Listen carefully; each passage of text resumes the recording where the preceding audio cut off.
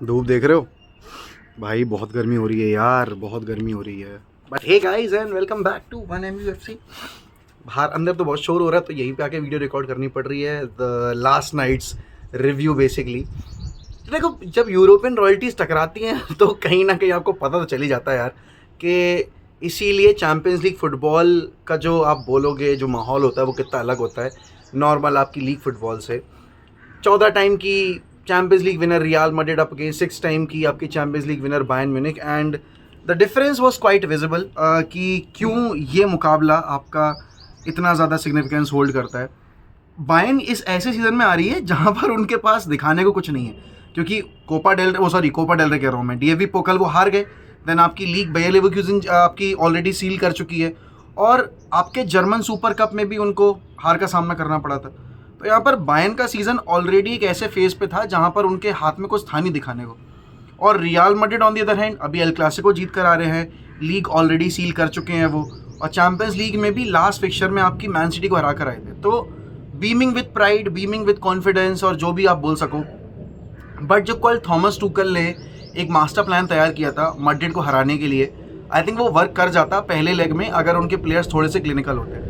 Because आपको ये तो पता है कि बायर्न ने चांसेस तो बहुत क्रिएट किए, लेकिन वो एक कहावत है हिंदी में कि भाई साहब 100 सुनार की और 1 लोहार की। और कल तकरीबन शायद 5-6 अटैक बन चुके थे उस वक्त तक बायर्न म्यूनिख के। और फिर हुआ ये कि टोनी क्रूस, भाई देखो पहली बात तो ये है, जो लोग कहते हैं ना कि आपके मतलब Luka Modric is the greatest and ये और वो, भाई Toni Kroos sits with Luka Modric, sits with Xavi, Iniesta और जितने भी अदर आपके ग्रेट मिडफील्डर्स हैं।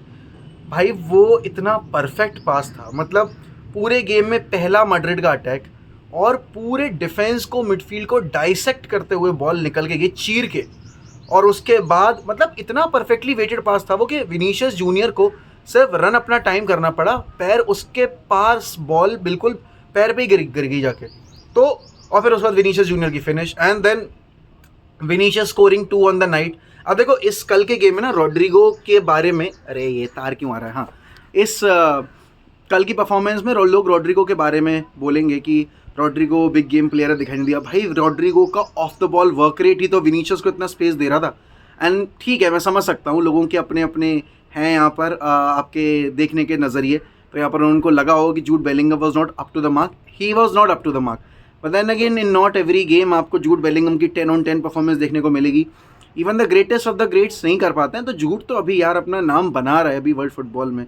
लेकिन आप यहाँ पर देखो जिस तरीके से कोनर लाइमार ने कल अपना गेम दिखाया बायर्न के लिए, किंगमिन जे डेफिनेटली स्ट्रगल्ड, एंड किंगमिन जे ने वो पेनल्टी दे दी जिससे आपकी मैड्रिड को गेम में आने का मौका मिला। देखो Bayern will be kicking themselves कि उनके पास एक अच्छा मौका था यहाँ पर 1-2 गोल की लीड लेकर जाने का सैंटियागो बर्नाब्यू पे, बट वो लेकर नहीं जा पाए। और मैड्रिड जैसी टीम के अगेंस्ट आप ये नहीं कर सकते यार, मैड्रिड जैसी टीम के अगेंस्ट आप इतने चांसेस वेस्ट नहीं कर सकते, क्योंकि मैड्रिड चांसेस वेस्ट नहीं करती है। मैड्रिड में और बाकी टीमों में फ़र्क ही है कि मैड्रिड रहती है क्लिनिकल, और अगर एक टीम जो है वो क्लिनिकल नहीं है और वो अगर उसकी एम्बिशन है कि चैंपियंस लीग का फाइनल खेलना है जीतना है, तो वो नहीं कर सकते, क्योंकि ultimately football is a game जहाँ पर आपको जो अपने चांसेस है वो वरी करने पड़ेंगे। क्योंकि आप फ़र्क नहीं पड़ता कि आपने कितना परसेंट पोजीशन रखा, आपने कितने शॉट्स लिए।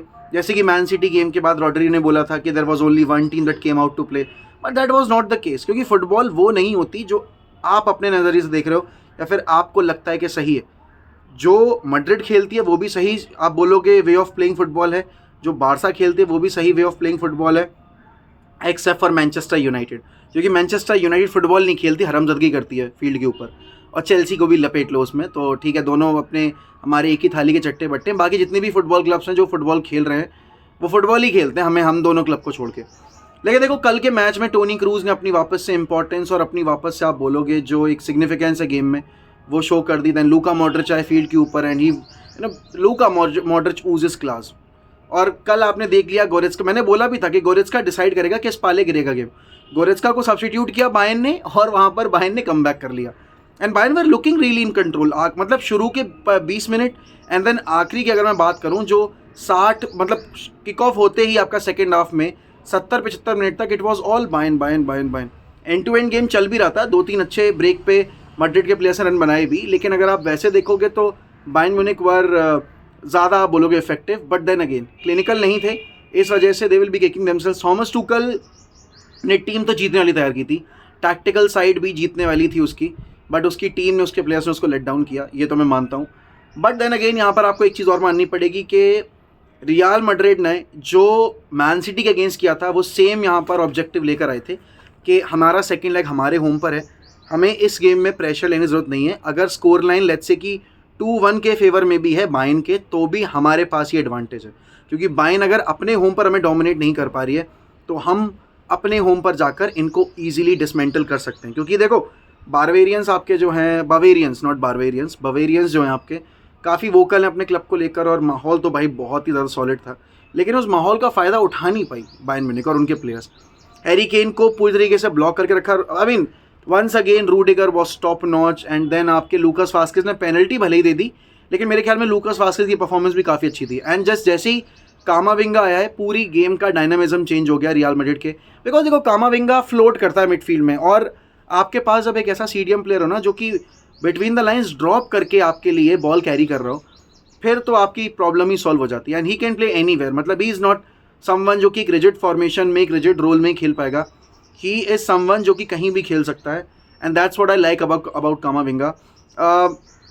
Vinicius scoring 2 goals on the night, and then आपको पता है भाई Vinicius is a big game player.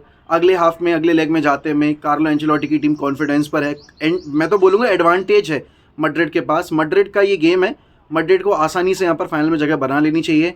अब आज रात में मुकाबला है आपकी पीएसजी और डॉर्टमंड के बीच में। डॉर्टमंड वो टीम है जिसने सबको सरप्राइज किया इस सीज़न। सबने बोला इंक्लूडिंग मी कि ये ग्रुप स्टेज में बाहर होंगे, क्योंकि इनका ग्रुप था पीएसजी, न्यूकासल, एसी मिलान और ये खुद। ग्रुप ऑफ डेथ था ये कायदे में, उस ग्रुप को ये टॉप कर गए। उसके बाद इनको मिली आगे चलकर आपकी एटलेटिको मैड्रिड, अभी पिछले राउंड में क्वार्टर फाइनल्स में। सब ने बोला कि अरे यार एटलेटिको जो फुटबॉल खेल रही है, एटलेटिको का जो बेसिकली अभी मोमेंटम है और ग्रीजमान जिस तरह से खेल रहा है, एटलेटिको ही जीतेगी। ठीक है, मैंने भी कहा भाई एटलेटिको ही जीतेगी, बट इन्होंने वहाँ सरप्राइज़ कर दिया। पहला गेम ये वहाँ पर 2-1 से हार के आए, और दूसरे गेम में इन्होंने पुच्ची ले ली एटलेटिको की, एंड उनको बाहर कर दिया। पीएसजी भी कुछ इतना ब्रिलियंट फुटबॉल नहीं खेल कर आई है पिछले लेग में, पिछले हाफ में आपकी बारसा के अगेंस्ट। अगर रोनाल्ड अराहो ने वहाँ पर रेड कार्ड ना लिया होता तो पीएसजी वो गेम हारती, क्योंकि 2 गोल की स्कोर लाइन आप बॉटल ऐसे नहीं कर देते। आपने पहली बात तो यहाँ रेड कार्ड लिया, 10 मैन हो गए, फिर आपके कैंसेलो ने वो एक पेनल्टी और दे दी, तो वो सोने पे सुहागा हो गया पीएसजी के लिए और आपके लिए अभागा हो गया।